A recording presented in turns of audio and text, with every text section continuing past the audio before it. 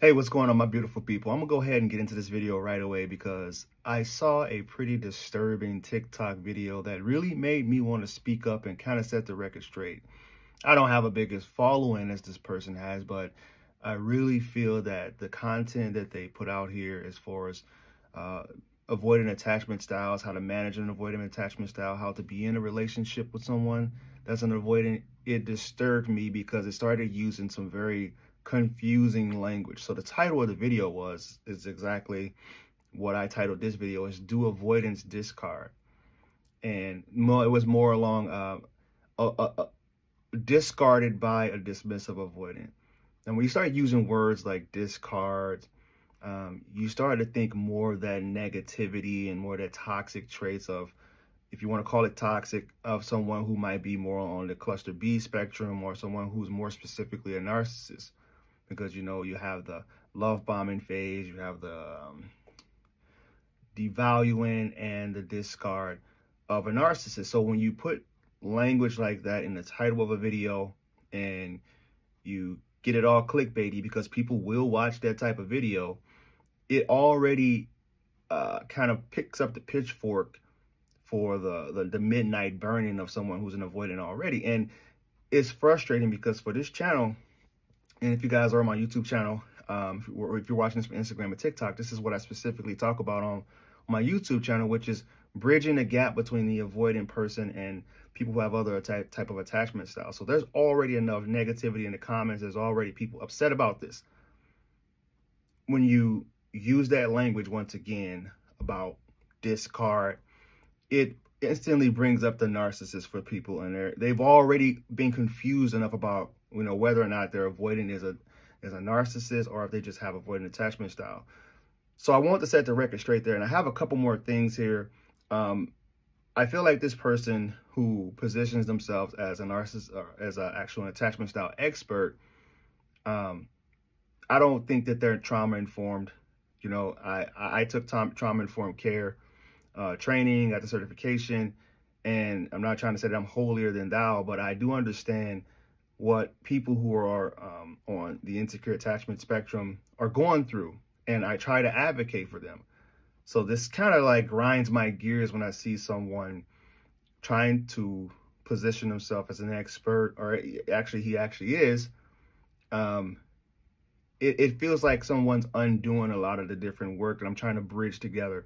If you guys have been on my channel, I interviewed someone who was actually an avoidant attacher, and I immediately got rid of all the negative comments because I'm actually coaching two avoidants right now. In particular, I'm not going to disclose any names, but I asked them specifically, why did they choose to reach out to me as a coach? Why did they choose to be healed, or as far as their attachment styles? And they gave me these three answers.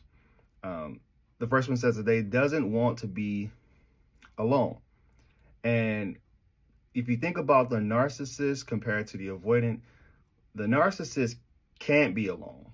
The avoidant chooses to be with someone because they don't want to be alone. And I thought that was a pretty informed answer from this person, because that's what I've been told by a lot of different avoidants over the years.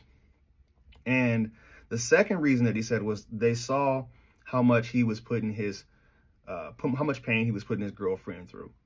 And that is the exact opposite of someone who's on a narcissism spectrum.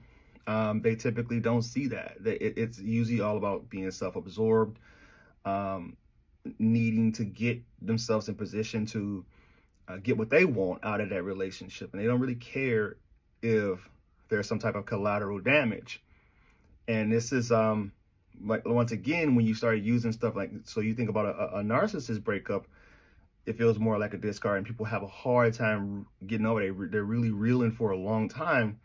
But for the avoidant, it's more of like I need to pull away. I need to get out of this closeness, this space that I'm in. I'm feeling very claustrophobic right now. That's totally different than someone who's more on the narcissism spectrum, because they're going out trying to find their needs to get met from somewhere else. Usually, now, this is not 100%. I don't know everything. I'm not a therapist. I'm not licensed, but I've been doing this for probably almost a decade now. And I've talked to many different people. And this isn't for me to try to boast myself up. I just feel like when you're going to get into this field and get into this space of talking about things like a insecure attachment, anxious attachment, and more specifically, dismissive avoidance, you have to be careful about the language that you use. And you can do whatever you want, but in the end, it's going to cause more confusion and it's going to continue to separate and divide us from what I'm really trying to make this channel about, which is bringing us together. The third one was he saw how much his partner has helped him throughout his healing process. Now he's particularly, actually this is the woman I'm working with. She's in therapy, and she has really been trying to work on being more mindful, being more present, and understanding herself and understanding what her partner's needs are, because a lot of times it just goes over her head. She's oblivious, you know, certain ways of communicating, certain things that is normal communication, healthy communication. She doesn't see that throughout her day-to-day interaction with the guy that she's with, or the guys that she's been with over the years, because she never quite understood. She couldn't put herself in that other person's shoes when it comes to that. Now, that's all I have for this video. Undo avoidance discard, they deactivate. They pull back. They try to, you guys have to understand that when anxious attachers, when they get clingy and when they get a little anxious, a little bit nervous about the person pulling away, it's always a subconscious need to get their needs met. And 95% of the way that we operate is operated from the subconscious mind. Only 5% we're tapped into. Like I said, do your own research, do your own homework. I'm not a licensed therapist. This is just what I've seen.